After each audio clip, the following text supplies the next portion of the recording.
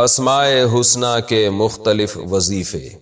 اسماء حسنہ کے کیا فضائل ہیں، ان کے مختلف وظیفے یوٹیوب پر بتائے جاتے ہیں، کیا وہ صحیح ہیں؟ احمد صاحب انڈیا سے۔ دیکھیں حدیث میں آتا ہے کہ ان للہ 99 اسماء، اللہ تعالیٰ کے 99 نام ہیں، جو اس کو یاد کرے گا جنت میں داخل ہوگا۔ تو ویسے تو اللہ کے لامتناہی نام ہیں، نام سے مراد ہیں صفات اللہ تعالیٰ کی، تو ان کو ناموں سے تعبیر کیا گیا ہے، تو وہ تو لامتناہی ہے، لیکن حدیث میں آئے کہ 99 نام جو یاد کرے گا تو جنت میں داخل ہوگا، ایک بڑی فضیلت ہے۔ تو عام طور پر قرآن مجید جو مصحف چھپے ہوئے ہیں ان کے شروع میں 99 نام لکھے ہوئے ہوتے ہیں، تو وہ علماء نے احادیث سے اور قرآن سے اخذ کیے ہیں، تو وہ یاد کر لینے چاہیے، یہ فائدے کی بات ہے۔ ان کا ورد کرنے میں بھی کوئی حرج نہیں ہے، اللہ کی کبریائی ہے اس میں، اللہ کی تعریف ہے ان ناموں میں۔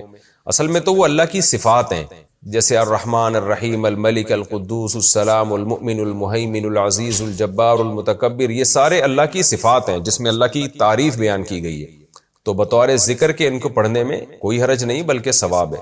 تو میں یہ کر رہا تھا کہ آج لوگوں کو تولا کس طرح سے جاتا ہے اس کی دولت دیکھ کے، اس لیے دنیا کا سب سے بڑا مسئلہ اس وقت پیسہ بنا ہوا ہے کہ جو غریب ہے وہ پیسے والا بن جائے، جو پیسے والا ہے اس کی ارننگ ڈبل ہو جائے، جس کی ڈبل ہے اس کی 4 گنا ہو جائے، جس کی 4 گنا ہے اس کی 8 گنا ہو جائے۔ تو اس کے پیچھے بھاگ رہے ہیں، اس بھاگنے کو اسلام نے منع نہیں کیا۔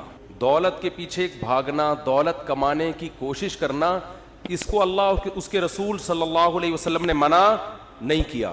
ایک چیز کو منع کیا ہے جو اسلام کے علاوہ کوئی بھی منع نہیں کرتا اس کو، وہ اس حدیث میں اس کا تذکرہ ہے۔ دیکھو دولت کمانے سے اگر اسلام نے روکا ہوتا تو حضرت عثمان غنی ہوتے، غنی کا مطلب مالدار ہوتے، وہ بولنے پر گورنمنٹ نے پابندی گورنمنٹ یہاں بیٹھی ہوئی ہے، پابندی لگائی ہے بولنے پر گورنمنٹ نے، تو پھر کیوں نہیں بول رہے بھائی؟ اگر اسلام نے، ابھی آپ گورنمنٹ میں ہیں نا ماشاءاللہ، اسلام نے اگر بولنے پر اسلام نے اگر دولت کمانے پر پابندی لگائی ہوتی تو آپ مجھے بتاؤ کہ حضرت عثمان غنی ہوتے؟ وہ تو اسلام لاتے ہی غریب بن جاتے نا، پھر تو ان کا لقب ہوتا غنی تھے، غنی ہے نہیں غنی یہ تو۔ حضرت عثمان غنی رضی اللہ تعالی عنہ، اگر اسلام میں دولت کمانے پر پابندی ہوتی تو ہم کہتے حضرت عثمان غنی ہے نہیں تھے، اسلام لاتے ہی کیا ہو گئے؟ غریب ہو گئے، کیونکہ اسلام نے منع کیا پیسہ کمانے سے، ایسا کہیں بھی نہیں ہے۔ یہ چیز ہے جس میں لوگ فرق نہیں کرتے۔ کچھ لوگ دین سے دور بھاگتے ہیں کہ یار اگر دین کی طرف آئے تو دین تو پیسہ رکھنے سے منع کرے گا، ہمیں پیسہ کمانے سے منع کرے گا، یہ تو ٹینشن ہے، ہم تو پیچھے رہ جائیں گے۔ تو رسول اللہ صلی اللہ علیہ وسلم نے اس حدیث میں فرمایا من کانت دنیا ہمہ، یہ نہیں فرمایا جس نے دنیا رکھی، فرمایا نہ، جس نے دنیا یا پیسہ کمانے کو ہدف بنا لیا۔ کس چیز کو ہدف بنایا؟ پیسہ کمانے۔ پیسہ کسی اور چیز کا ذریعہ ہے، خود مقصد کا ذریعہ تو ہے، خود مقصد نہیں ہے۔ ہمارے ہاں دارالعلوم کرنگی میں ایک طالب علم، اس کے مصارف مدرسے کے ذمے تھے، صبح ناشتہ بھی مدرسے کی طرف سے، دوپہر کھانا بھی، رات کا کھانا بھی، کمرہ اس کو VIP ملا ہوا، سونے کے لیے ساری سہولتیں۔ تو ہمارے حضرت کے پاس آیا کہ مجھے منتھلی اسکالرشپ چاہیے، تو حضرت نے اسے فرمایا کہ جب تمہیں ناشتہ بھی مل رہا ہے، دوپہر کھانا بھی مل رہا ہے، رات کا کھانا بھی اچھا مل رہا ہے جیسا تم چاہتے ہو، سونے کی اچھی جگہ بھی ملی ہوئی ہے، تو یہ ساری سہولتیں تم رد کر کے پیسے ہی کو فوکس کیوں کر رہے ہو؟ تو اس نے جواب میں کہا پیسہ خود مقصود ہے۔ پیسہ، تو یہ سوچ آج مسلمان کی بن چکی ہے کہ پیسہ جن چیزوں کا مقصد ہے نا وہ ہدف نہیں ہے، بلکہ پیسہ خود مقصود ہے۔ تو رسول اللہ صلی اللہ علیہ وسلم نے فرمایا من کانت الدنیا ہمہ، جس نے دنیا کو ہم بنا لیا، فکر بنا لیا، ہدف بنا لیا کہ یہی مقصد ہے، تو اللہ اسے 2 سزائیں دیتے ہیں دنیا میں جو آج مل رہی ہیں۔ فرمایا پہلی سزا یہ کہ جتنی بھی دولت اس کے پاس آ جائے، جعل اللہ فقرہ بین عینیہ، اللہ فقر اس کی نگاہوں کے سامنے کر دیں گے۔ کیا عجیب بلاغت ہے حدیث میں، یہ نہیں فرمایا کہ اللہ اس کو فقیر بنا دیں گے۔ بہت سے لوگ پیسے کو ہدف بناتے ہیں اور پیسہ حاصل کر لیتے ہیں، مالدار بن بھی جاتے ہیں وہ، لیکن آپ صلی اللہ علیہ وسلم نے فرمایا سزا یہ ملے گی جعل اللہ فقرہ بین عینیہ، اللہ اس کی آنکھوں کے سامنے رکھ دیں گے فقر و فاقہ۔ جیسے ایک شخص زندہ ہو، پھانسی کا ٹکرا ہو تو اس کی کیا کیفیت ہوگی؟ اس کی حالت تو مردے سے زیادہ سخت ہوگی، ہے زندہ مگر پھانسی کا پھندا اس کے سامنے لٹکا ہوا ہے کہ تجھے کبھی بھی لٹکایا جا سکتا ہے. تو جو زندہ ہو, صحت مند ہو, بہترین صحت رکھی ہوئی ہو, اس کے سامنے پھانسی کا پھندا ہو, کیا ہو گیا بھائی, آواز جائے گی نہیں نا وہاں تک. تو جو آدمی زندہ ہو, صحت مند ہو, لیکن اس کے سامنے پھانسی کا پھندا لٹکا ہوا ہو اور اسے یہ خطرہ ہو کہ کسی بھی وقت اسے یہاں لٹکایا جا سکتا ہے, آپ بتاؤ وہ اپنی صحت اور اپنی حیات اور اپنی زندگی سے لطف اندوز ہوگا؟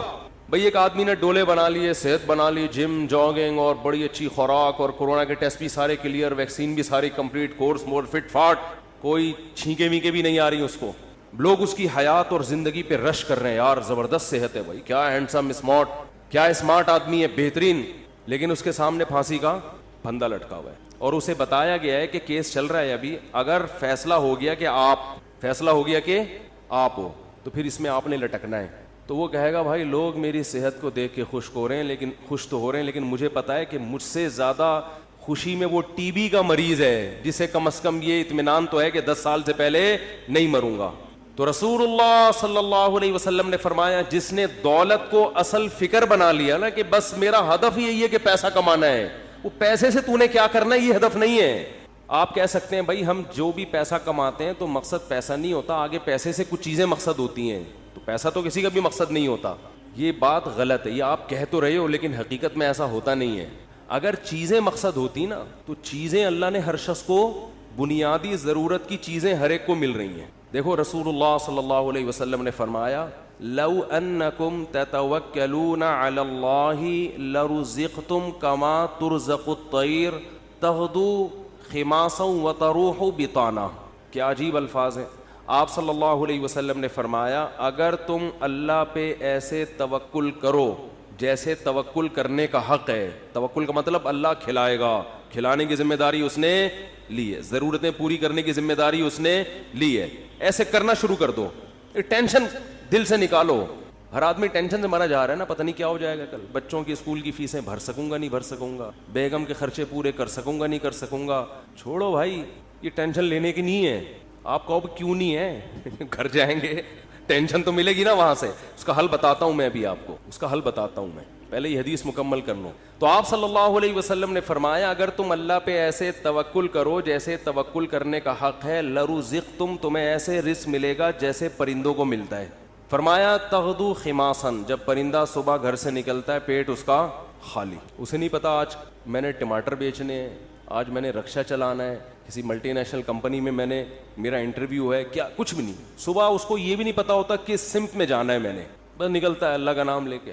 آپ دیکھو یہاں کوے جو ہے نا, کوے, ایک دوست نے ہمیں بتایا کہ صبح سارے کوے یہاں سے سرجانی ٹاؤن کی طرف جا رہے ہوتے ہیں, اور ہم نے دیکھا کووں کے غول, عصر کے بعد مغرب سے پہلے آپ دیکھو گے پورے کوے واپس آ رہے ہوتے ہیں, پتہ نہیں صدر سے, لی مارکیٹ سے, جہاں کے بھی کوے ہیں نا.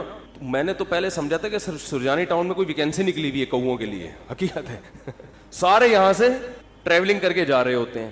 وہ ان کو کہیں وہاں شاید زیادہ کوئی مردار وردار پڑے ہوئے ہوتے ہیں, کچھ کچرا مچرا اور یہ سب چیزیں نا, تو کووں کو مخبری ہو گئی, کووں کو مخبری ہو گئی بھائی لی مارکیٹ میں مال ابھی نہیں ختم, شارٹ چل رہا ہے, ابھی کہاں مال ہے. صبح خالی پیٹ جاتے ہیں اور شام کو چھیچڑوں سے پیٹ ان کے بھرے ہوئے ہوتے ہیں. تو رسول اللہ صلی اللہ علیہ وسلم نے فرمایا, تغدو خماسا وتروح بطانا, صبح پرندہ نکلتا ہے خالی پیٹ, شام کو آتا ہے پیٹ اس کا بھرا ہوا ہوتا ہے. آپ کہہ سکتے ہیں کہ صرف پیٹ ہی ہماری بنیادی ضرورت, بول لو نا بھائی, نہیں ہے, پیٹ ہی تھوڑی ہے. یہ ایک مثال ہے, پرندے کی ضرورت پیٹ, اور جب پرندے کی شادی کا ٹائم آتا ہے تو اس کی ضرورت گھر بھی ہے یا نہیں؟ کیا خیال ہے بھائی, جب پرندوں کی مادہ انڈے بچے دینے, کبوتر کو دیکھ لو نا, یہ تو جوڑے بنا کے رہتے ہیں کبوتر, انڈے بچے کا ٹائم آتا ہے تو کبھی دیکھا کبوتر ٹینشن میں کہ یار بحریہ ٹاؤن تو ہاتھ سے نکل گیا ہے بھائی, بحریہ ٹاؤن کے پلاٹ تو نکل گیا, اور سرجانی بھی گیا. ایک صاحب مجھے کہنے لگے, میں 15 سال پہلے کسی اسٹیٹ ایجنٹ نے مجھے کہا تھا کہ 6 پلاٹ سرجانی میں لے کے ڈال دو زندگی بن جائے گی. مجھے کہنے لگا یار اتنا افسوس ہو رہا ہے, میں نے اس کی بات پہ عمل نہیں کیا. تو میں نے کہا 10-15 سال تو زندہ رہے گا, ابھی تو نے ویسی قبر میں جانا ہے, عمل کر لیتا تو 10. تجھے اسٹیٹ ایجنٹ کہہ رہا تھا 15 سال کے بعد تیری زندگی بن جائے گی, میں تجھے کہہ رہا ہوں 15 سال کے بعد تو مرے گا, بن کے بھی تو قبر میں جائے گا. 15 سال کے بعد جو ہے نا تو وہ اسٹیٹ ایجنٹ کے 15 سال پرانی پیشگوئی پہ تو افسوس ہو رہا ہے. میں جو سچی مچی کی پیشگوئی کر رہا ہوں کہ تو مرے گا 15 سال میں, تیری ہڈیوں میں ابھی اتنا گودا نہیں ہے زندہ رہنے والا, اس پہ ٹینشن نہیں ہو رہی. اس کا مطلب بھول چکے ہیں موت کو. او بھائی 15 سال پہلے تو سرجانی میں 6 پلاٹ لیتا, آج عیش کرتا, تو وہ 15 سال کے بعد عیش کے قابل نہ رہتا. تو سوچ لے جو 15 سال بعد تو جو اینڈ سرجانی میں پلاٹ لے کے ہونا تھا, وہ پلاٹ لیے بغیر بھی وہی اینڈ ہو رہے ہیں. تو ٹینشن کس بات کی بھائی؟ اور ٹینشن لے گا تو 15 سال کے بجائے 5 سال میں وہ انجام ہو جائے گا تیرا, جو 15 سال بعد ہونا تھا. تو میں یہ کر رہا تھا کہ پرندے کو جو رزق ملتا ہے صرف پیٹ نہیں بھرتا اس کا. جب پرندے کی شادی کا ٹائم آتا ہے, وہ بالغ ہوتا ہے, تو پیر بنتا ہے کبوتر کبوتری کا, چڑا چڑیے کا بنتا ہے نا جوڑا. نہ اس نے کہیں سے ڈپلوما حاصل کیا گھر بنانے کا ہے بھائی, نہ NID یونیورسٹی میں وہ پڑھا ہے, کوئی انجینئرنگ نہیں, اس کو ہے کوئی انجینئرنگ؟ بولو بھائی. جس قسم کا گھر اس کو چاہیے, فطرت اسے اس طرح کا گھر بنانا سکھا دے. کھجور کے درختوں میں سوراخ کر کے رہتے ہیں, اور آپ دیکھو یہ پرندے کیسے, یہ نر مادہ مل کے کیسے تنکے تلاش کر رہے ہوتے ہیں, اور کیسے ان کو بہترین انداز سے پرو رہے ہوتے ہیں. ایسے نہیں کہ کوئی بھی کچرا اٹھا کے, ہم جب مرغیوں کے ڈڑبے بناتے ہیں نا تو کچھ بھی اٹھا کے ڈال دو اس کے اندر. پرندہ ایسا نہیں کرتا, بڑی تمیز سے, بڑے خوبصورت انداز سے وہ گھونسلہ بناتا ہے, خوبصورت انداز سے, ایسا کہ وہ سردی گرمی سے بھی محفوظ رہے, دشمنوں کے شر سے بھی محفوظ رہے. بہت خوبصورت انداز سے وہ گھونسلے بناتے ہیں. تو آپ بتاؤ, انسان جو اشرف المخلوقات ہے, جس کے لیے اس کائنات کو بنایا گیا, اللہ اس کی گھر کی ضرورت پوری نہیں کرے گا ہے بھائی؟ اصل میں آپ نے جس گھر کو ضروری سمجھا ہے, وہ اللہ کی نظر میں وہ عیاشی ہے, وہ ضرورت نہیں ہے. وہ آپ بہت اوپر کا سوچ رہے ہیں آپ. لوگ کرائے کے گھروں پہ افسوس کرتے ہیں نا, اپنا گھر نہیں بنا سکے. بھائی گھر کی ڈیفینیشن یہ ہے کہ جیسے پرندہ جو گھر بناتے ہیں قیامت تک کے لیے نہیں بناتا, اسے فی الحال اپنی فیملی کو پالنے کے لیے ایک عدد ایسے گھر کی ضرورت ہوتی ہے جہاں بلی سے حفاظت ہو, جہاں سردی اور گرمی سے حفاظت ہو.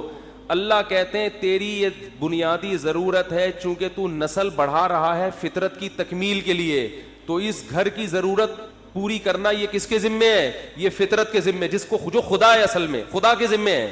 پرندہ نسل بڑھاتا ہے اس کائنات کی رنگینیوں کو برقرار رکھنے کے لیے, اپنے لیے نہیں. تو اب آپ بتاؤ, جب آپ کی نسل پیدا ہوگی جو مقصود کائنات ہو, تو گھر کی بنیادی ضرورت خدا نے اپنے ذمے لی ہے کہ نہیں لی ہے؟ وہ پرندوں کی ضرورتیں پوری کر رہا ہے اور انسان کو ٹینشن میں ڈال دے. تو یہ آپ کی بنائی ہوئی ٹینشن ہے, یہ خدا کی دی ہوئی ٹینشن نہیں ہے, یہ اللہ کی طرف سے عطا کردہ ٹینشن نہیں ہے, یہ آپ کی ٹینشن ہے جو آپ نے اپنے اوپر مسلط کر لی. پرندہ جو گھر بناتا ہے وہ بھی کرائے کا گھر ہوتا ہے, اس کا ذاتی نہیں. کرائے کا مطلب نکلنا ہے اس نے یہاں سے, ہمیشہ کے لیے تھوڑی ایک ہی جگہ گھونسلہ. پھر جب اس کے انڈوں سے بچے نکلتے ہیں, ایک تو 12 گھنٹے کی ڈیوٹی ہوتی ہے کبوتر اور کبوتری کی. 12 گھنٹے کبوتر, یہ شکر کرو اللہ نے مردوں میں ایسا نظام نہیں رکھا, یہ اللہ کا بڑا فضل ہو گیا. ہمارے یہاں خواتین ہی پالتی ہیں, مرد کا کام ہے شیلٹر دینا, تحفظ دینا, خرچہ اٹھانا. 12 گھنٹے کبوتر بیٹھے گا اور 12 گھنٹے کبوتری. اب کمانے کا ٹائم کم ہو گیا, کیا خیال ہے؟ پہلے 12 گھنٹے دن میں کمانے میں لگ رہے تھے ان کے, اور رات میں آرام میں, ایسا ہی ہے نا. اب ذمہ داری بڑھ گئی, کمانے کے لیے ٹائم کم ہو گیا. ذمہ داری کیا بڑھ رہی ہے؟ اب اپنا بھی کمانا ہے اور اپنے بچوں کے لیے بھی دانا لے کر آنا ہے. ٹائم کم ہے کمانے کے لیے اور کھانے والے زیادہ. کہ نہ آج تک دیکھا کہ بھوک سے مرے ہوں پرندوں کے بچے, کہیں قحط پڑا ہوا ہو تو ایک الگ بات ہے. کبوتر کبوتری جاتے ہیں, باریاں سیٹ کرتے ہیں, 12 گھنٹے یہ 12 گھنٹے وہ, پھر جب چوزے نکل جاتے ہیں اس سے بچے نکل جاتے ہیں, وہ بھی کما کے خود بھی اپنا پیٹ بھی بھر رہا ہے اور اپنے بچوں کا پیٹ بھی بھر رہا ہوتا ہے. وجہ کیا ہے؟ پرندہ ٹینشن نہیں لیتا. اگر ٹینشن لینا شروع کر دے نا کہ یہاں پلاٹ کیوں نہیں بنا, یہاں گھر کیوں نہیں بنا, تو پرندہ بچے پیدا کرنا ہی چھوڑ دے. جیسے کہ آج گوروں نے چھوڑ دی, انگریزوں نے چھوڑ دی ہے نا, کتے پال رہے ہیں. وہ کتے کیوں پالتے ہیں؟ وہ بہت سے انگریز ہم لوگوں پر اعتراض کرتے ہیں کہ کتا اتنا وفادار جانور, تم اس سے دل کیوں نہیں بہلاتے؟ ہم کہتے ہیں انسان سے زیادہ وفادار نہیں ہے. کتے وہ پالے جس کے پاس پالنے کے لیے بچے نہ ہو, انسان نہ ہو, وہ پالے. اور کتوں سے صرف دل ہی بہلا سکتے ہو. کتا کما کے نہیں دے گا آپ کو, اولاد آپ کو کما کے دے گی. اولاد اپنے اختیار سے محبت کرے گی. کتا جو آپ سے محبت کر رہا ہے اپنے اختیار سے نہیں, قدرت نے فطرت نے اس میں وفا اور محبت کے سافٹ ویئر انسٹال کیے ہوئے ہیں, وہ اپنی مرضی سے یہ کام نہیں کر رہا, اس لیے آپ کو خوشی بھی نہیں ہوتی. اولاد تو اپنے اختیار سے آپ کی خدمت کرتی ہے, بیٹا ہوگا تو بہویں بھی ہوں گی, داماد بھی ہوں گے, بیٹی ہوگی تو پوتے بھی ہوں گے, نواسے بھی ہوں گے, کتا ہوگا تو یہ سب چیزیں بولو. تبھی تو انگریزوں کا سارا سیٹ اپ ختم. آپ کسی گورے سے ملے نا, یہ کون ہے, یہ گورا تعارف کرو, یہ میرا فرینڈ ہے, یہ میری گرل فرینڈ ہے, بس سارا سیٹ اپ ختم. کبھی دیکھا گورا تعارف کروا رہا ہو آپ امریکہ کسی گورے کے گھر جائیں, یہ میری خالہ ہیں, یہ میری پھپھو ہیں, یہ میری ممانی ہیں, یہ میری چاچی ہیں, میری بھتیجی ہے, یہ میرا بھانجا ہے, یہ میرے بردر ان لا ہیں, یہ میرے مدر ان لا ہیں, اور یہ میری نانی ساس اور دادی. ہمارے یہاں تو اتنے پوری ایک چین چلتی ہے.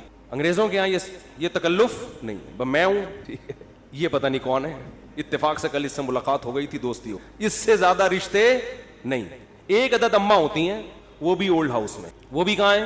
Old house. تو وہ کتے اس لیے پالتے ہیں, اس لیے نہیں پالتے کہ وہ کتوں کی وفا سے ان کو بڑا اچھا لگتا ہے, اتنے وفادار ہیں. کتوں سے ہی سبق سیکھ لینا چاہیے انگریزوں کو کہ کتے تمہارے ساتھ وفا کر رہے ہیں, تم اپنے باپ کے ساتھ وفا نہیں کر. سمجھ رہے ہو نا, یہ تمہارے ساتھ وفا کر رہا ہے اور تم اپنے باپ کو اولڈ ہاؤس میں جمع کرا رہے ہو. کتا نہیں جمع کرائے گا بڑھاپے میں تمہیں, وہ کہے گا جیسا بھی ہے برداشت کروں گا. غیر مسلموں کی جو خوبیاں ہیں نا, وہ اول نظر میں, پہلی نظر میں آپ کو, بعدین نظر میں بہت زبردست لگیں گی. جب آپ ان کی گہرائی میں جاؤ گے تو آپ کو لگے گا ان تلوں میں تیل نہیں ہے. یہ صرف اوپر اوپر کے اخلاق ہیں.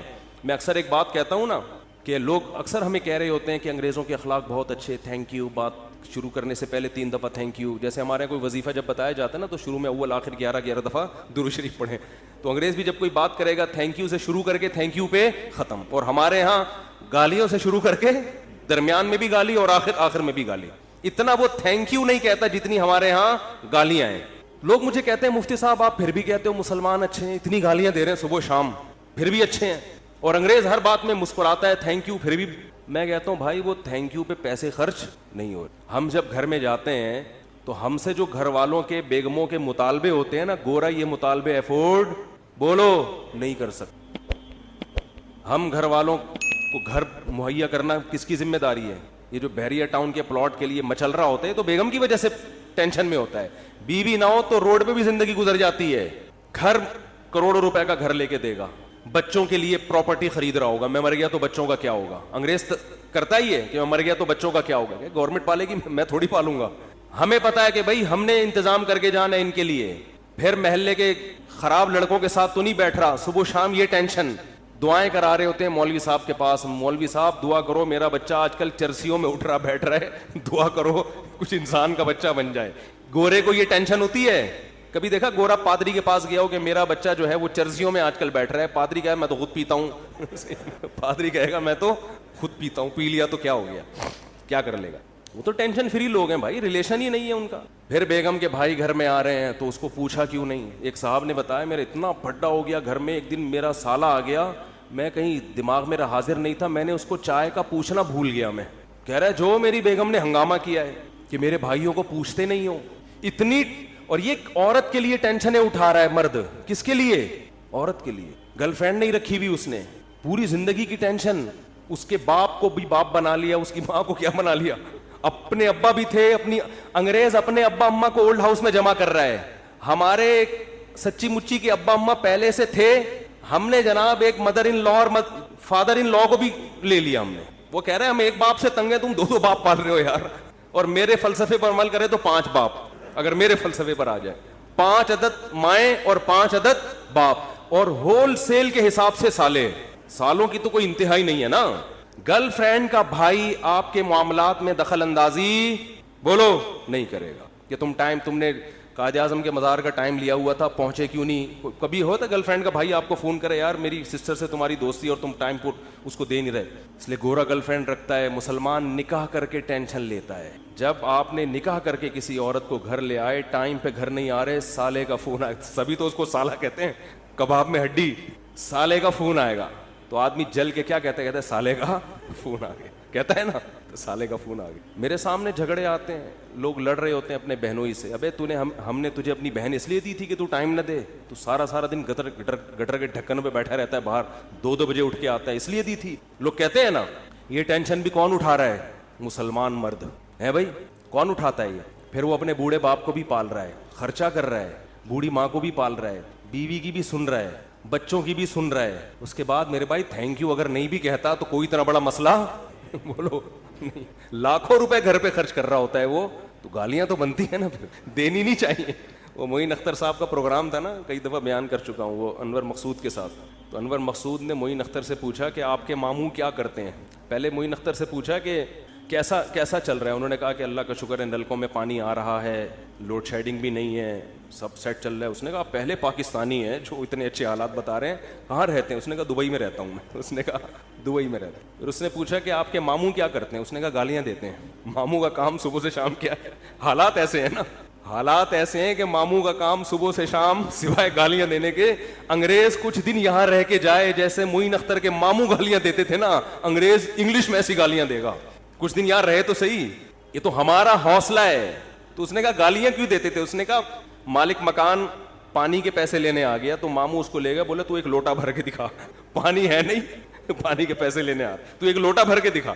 کہہ رہے بیٹھے بیٹھے لائٹ چلی گئی, تو ماموں نے بلب کے رشتہ داروں کو گالیاں دینا شروع, بلب کے رشتہ داروں کو. تو ہم جس ماحول میں رہتے ہیں, مسلمان کا بہت بڑا ظرف ہے. وہ ایک عورت کے لیے بڑی قربانیاں دیتا ہے, بڑی اس کو عزت کے ساتھ گھر میں لے کر آتا ہے. اس کے بچوں کی کفالت, اس کے باپ کو عزت دینا, اس کے بھائیوں کو عزت دینا, اس کی ماں کو عزت دینا. تو میرے بھائی اس کے بعد اگر 4-6 گالیاں کبھی وہ نکال دے, تو ہمارے نبی صلی اللہ علیہ وسلم نے عورت کو حکم دیا ہے کہ وہ اپنے شوہر کی فرما برداری. نبی نے کیا فرمایا؟ یکفرن العشیر, شوہر کی نافرمانی کرتی ہیں. وہ نافرمانی کیا فرمایا؟ ساری زندگی احسانات کرتا رہے گا, اگر کبھی اونچ نیچ ہو جائے تو عورت جواب میں کہتی ہے ما رأیت منک خیرا قط, اللہ کی قسم میں نے تجھ سے کبھی کوئی خیر نہیں دی, میں تو آپ سے شادی کر کے پچھتا رہی ہوں. اور پچھتاتی بھی 3 بچے پیدا ہونے کے بعد ہیں, کہ جب آدمی کے پاس اس سوال کا کوئی جواب بنے ہی نہیں کہ اب پچھتا رہی ہے تو بھائی ریورس بچے کہاں لے کے جاؤں گا میں. وہ صبر کے علاوہ اس کے پاس کوئی آپشن نہیں ہوتا. تو ایسے میں اگر انگریز یہ ٹینشنیں اٹھائے, بوڑھے باپ کی بھی, بوڑھی ماں کی بھی, اور بیوی کی بھی, اور بچوں کی بھی, اور سالوں کی بھی, اور ساس کی بھی, اور سسر کی بھی, پھر دیکھتے ہیں تھینک یو سے بات کیسے شروع کرتے ہیں اور تھینک یو پہ کیسے. وہ ایک صاحب کہنے لگے یار اتنے اچھے اخلاق ہیں. میں نے کہا کسی انگریز سے بولو 50 روپے دے, گالی دے دے, مجھے یہ تھینک یو نہیں چاہیے. وہ کہے گا 50 روپے نہیں دوں گا, تھینک یو جتنا لینا ہے. یہ فری پھوکٹ کا تھینک یو ہے بھائی, یہ فری پھوکٹ کا تھینک یو ہے. ایک دھیلے کا خرچہ اٹھانے کے لیے تیار نہیں ہے کسی کا بھی. تو خیر میں جلدی سے بات کو سمیٹ کے ختم کروں, وقت پورا ہو رہا ہے. تو رسول اللہ صلی اللہ علیہ وسلم نے فرمایا پیسہ کمانے سے منع نہیں, پیسے کو مسلط کرنے سے منع کیا. ہدف یہ نہ بناؤ. دیکھو پرندہ بھی صبح, پرندہ یہ نہیں کرتا کہ اللہ پہ توکل کرے تو اب گھونسلے میں ہی دھرنا مار کے بیٹھ گیا, میں نے صبح جانا ہی نہیں. یہ کوے جتنے ہیں نا یہ وہیں بیٹھ گئے, لیاری میں بیٹھ گئے اور سرجانی ٹاؤن میں بیٹھ گئے کہ چھوڑو یار اللہ پہ توکل کرنا ہے, رزق خود بخود یہیں آئے گا. اللہ نے کہا نہ تمہیں نکلنا پڑے گا. تو آپ صبح نکلو رزق کے لیے, لیکن تسلی رکھو کہ شام کو انشاءاللہ پیٹ بھرا ہوا ہوگا, میری بنیادی ساری ضرورتیں پوری ہو چکی ہوں گی, اور جب میری اولاد کا ٹائم آئے گا اللہ بچوں کا خرچہ بھی میری جیب میں ڈالے گا. ٹینشن نہ لو کہ 2 بچے ہو گئے تو 3 بچے ہو گئے تو کہاں سے کھلاؤں گا. جس اللہ نے تجھے کھلایا بھائی وہی. دیکھو ماں کی چھاتیوں میں دودھ پہلے پیدا ہوتا ہے, بچہ بعد میں پیدا ہوتا ہے, یہ بتانے کے لیے کہ اس کا پیدا کرنے والا اس کے رزق سے غافل نہیں ہے. ہر چیز میں گوروں کی طرح کیلکولیشن نہ کیا کرو بیٹھ کے. گورے کیا کر رہے ہوتے ہیں, دیکھ رہے ہوتے ہیں میرے پاس ابھی $10,000 ہیں تو ایک بچہ ہو گیا تو اس میں اتنا کیلکولیشن کر کے اتنا بچ رہا ہے, اتنا انویسٹمنٹ کیا, دوسرا ہو گیا تو یہ تو کیلکولیٹر کہہ رہے یہ نہیں ہو سکتا. قرآن کیا کہے گا, او بھائی تو پیدا تو ہونے دے. دیکھو اگر ہم نے یہ دودھ کا پروسیس نہ دیکھا ہوتا تو ہم تو اس ٹینشن میں ہوتے بچہ پیدا ہوگا تو میں تو 2 کلو دودھ اور بھینس کا لگوانا پڑے گا مجھے, میں تو خرچہ نہیں اٹھا سکتا. اللہ کہتے ہیں پیدا ہونے دے, اس کی ماں کی چھاتیوں میں دودھ اسی وقت پیدا کروں گا جب یہ پیدا ہوگا, اس سے پہلے نہیں. ہم کہتے ہیں نہیں پہلے پیدا ہو ہے بھائی, پہلے ماں کی چھاتیوں میں دودھ آئے پھر ہم دیکھیں گے ہاں بھائی آ گیا ہے دودھ, اب بچہ پیدا ہوگا. اللہ کہتے ہیں نہیں, مخلوق کو آنے دو پہلے, رزق بعد میں آئے گا اس کا. تو اس لیے بھائی رزق کمانا ہے, رزق کی ٹینشن نہیں لینی. اب آپ کہہ سکتے ہو کہ ٹھیک ہے ہم رزق کی ٹینشن نہیں لیتے, کماتے ہیں, لیکن ہم تو دیکھ رہے ہیں کمانے کی کوشش کر رہے ہیں. وہ وسیم بھائی کے پاس تو اتنا پیسہ آ گیا, فلاں کے پاس تو اتنا آ گیا, میں وہیں کا وہیں کھڑا ہوں. ہمارے کزن تھے کیا ہیں, وہ تھے سے تھے نہ بن جائے. وہ اکثر کہا کرتے تھے, یہ بات تو کہتے تھے, اب نہیں کہتے, اللہ کا شکر اب دیندار ہے, کہتے یار مجھے ٹینشن اس بات کی نہیں ہے کہ میرے پاس پیسہ نہیں ہے, مجھے ٹینشن اس بات کی ہے کہ میرے جتنے دوست ہیں ان کے پاس آ گیا اور میں وہیں کا وہیں. تو یہ ایک مستقل ٹینشن ہے. دیکھو اس کا نبی صلی اللہ علیہ وسلم نے حل کیا بتایا, پرندے کی مثال دی. پرندہ کمپٹیشن میں کبھی بھی نہیں آتا, سمجھ رہے ہیں, پرندہ یہ نہیں کرتا کہ وہ والے چڑیا نے وہاں جگہ اس لوکیشن پہ گھونسلہ بنایا بحریہ ٹاؤن کے قریب اور میں لیاری ندی کے اوپر گھونسلہ, نا نا نا نا نا. پرندہ کہتے ہیں میرے لیے, میرے بچوں کی حفاظت کے لیے مجھے گھونسلہ چاہیے, لوکیشن کو وہ زیادہ اہمیت نہیں دے, میں دشمنوں سے میری حفاظت رہے, ٹھیک ہے نا, سردی گرمی سے میری حفاظت رہے. میں نہیں کہہ رہا آپ لیاری ندی کے اوپر گھر بنائیں, وہ تو حفاظت نہیں رہے گی آپ کی, کیونکہ ندی تو ندی ہے نا. تو آپ نے یہ سوچنا ہے کہ مجھے اپنے گھر میں تحفظ کے ساتھ, گھر والوں کے ساتھ رہنے کے لیے چھت چاہیے. یہ چھت اللہ انشاءاللہ میسر کرے گا, چاہے اپنی ہو چاہے کرائے کی ہو, یہ ٹینشن نہیں لینا ہے.